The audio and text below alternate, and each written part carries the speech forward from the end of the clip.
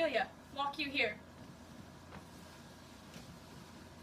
Gracious, so please you, we will bestow ourselves. Read on this book, that shows of such an exercise may color your loneliness. We are oft to blame in this, 'tis too much proved, that with devotion, vage, and pious action we do sugar o'er the devil himself. Oh, 'tis too true. How smart a lash that speech doth give my conscience. The harlot's cheek, beautied o'er with plastering art, is not more ugly to the thing that helps it, than is my deed to the most painted world. Oh, heavy burden. I hear him coming. Let's withdraw, my lord.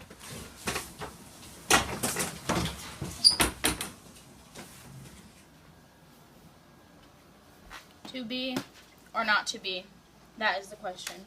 Whether 'tis nobler in the mind to suffer the slings and arrows of outrageous fortune, or to take arms against the sea of troubles, and by opposing in them, to die, to sleep, no more. And by a sleep to say we end the heartache and the thousand natural shocks. The flesh is air, 'tis a consumption, devoutly to be wished. To die, to sleep. To sleep, purchase the dream. Aye, there's the rub. For in that sleep of death, what dreams may come, when we have shuffled off this mortal coil, must give us pause. There's the respect that makes calamity of so long life. For who would bear the whips and scorns of time, the oppressor's wrong, the proud man's contumely, the pangs of despised love, the law's delay, the insolence of office, and the spurns that patient murmur of the unworthy takes, when he himself might his quietus make with a bare bawkin, who would fardels bear to grunt and sweat under a weary life, but that a dread something after death, the undiscovered countries, who, born no traveller returns, puzzles the will, and make us rather bear those ills we have, than fly to others that we not know of. This consciousness make cowards of us all, and thus the native hue of resolutions is sickled o'er with the pale cast of thought, and enterprises of great pitch and moment with disregard their curtains turn awry, and lose the name of action. Sophia now, the fair Ophelia, nymph, in the orisons be all my sins remembered. Good, my lord. How does your honor for this amity day? I humbly thank you. Well, My lord, I have remembrances of yours that I have longed to deliver. I pray you receive them now. no, not I. I never gave you aught. My honored lord, you know right well you did, and with this words of so sweet breath composed, as made the things more rich, their perfume lost. Take these again, for the noble mind, rich gifts wax poor, when givers prove unkind. There, my lord. Ha, are you honest? My lord? Are you fair? What means your lordship? That if you be honest and fair, your honesty should admit no discourage to your beauty. Could beauty, my lord, have better commerce than with honesty? Aye, truly, for the power of beauty will sooner transform honesty from what is abhorred than the force of honesty can translate beauty into his likeness. This was sometime a paradox, but now time to give it proof.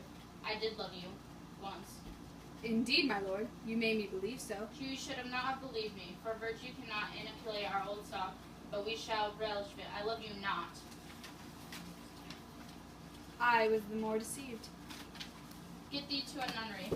Why, thou's a britter. I am myself indifferent honest, but yet I could accuse myself of such things, and it were better my mother had not borne me. I'm very proud, revengeful, ambitious, and with more offences at my beck than I have thoughts to put them in, imagination to give them shape, or time to act them in. What should such fellows as I do, crawling between earth and heaven? We aren't knives all, believe none of us. Go thy ways to a nunnery. Where's your father? At home, my lord. Let the doors be shut upon him, that he may play the fool nowhere but in his own house. Farewell!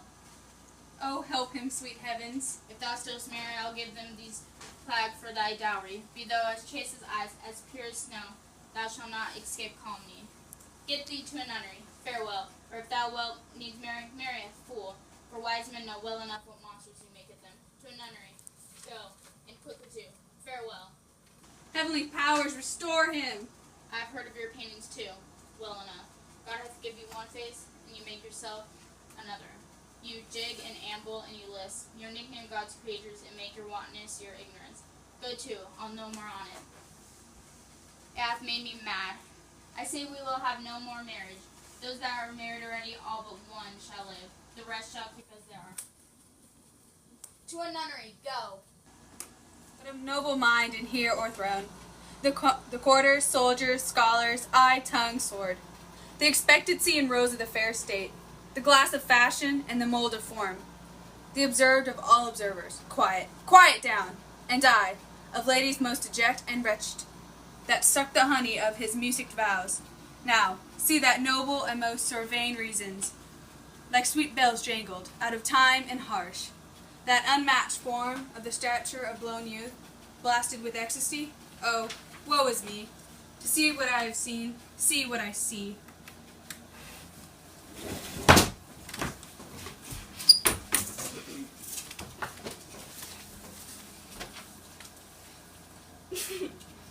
Love? His affections do not that way tend, nor what he spake, though it lacked form a little, was not like madness. There's something in his soul, o'er which his melancholy sits on brood, and I do doubt the hatch in the disclosed will be some danger, which for prevent I have in quick determination, thus set it down. He shall with speed to England, for the demand of our neglected tribute. Haply the seas and countries different, with variable objects shall expel this something settled matter in his heart, whereon his brain still beating puts him thus from fashion of himself. What think you on it? It shall do, I believe, but yet I do believe the origin and commencement of his grief sprung the neglect love. How now, Ophelia? You need not tell us what Lord Hamlet has said. We have heard it. My lord, do you please? But if you hold it after the play, let his queen mother all alone entreat him. To show his grief, let her be around with him, and I'll be placed, so believe you, in the ear of the conference. If she find him not, to England send him, or confine him where your wisdom best shall think. It shall be so. Madness and great ones must not unwatched go.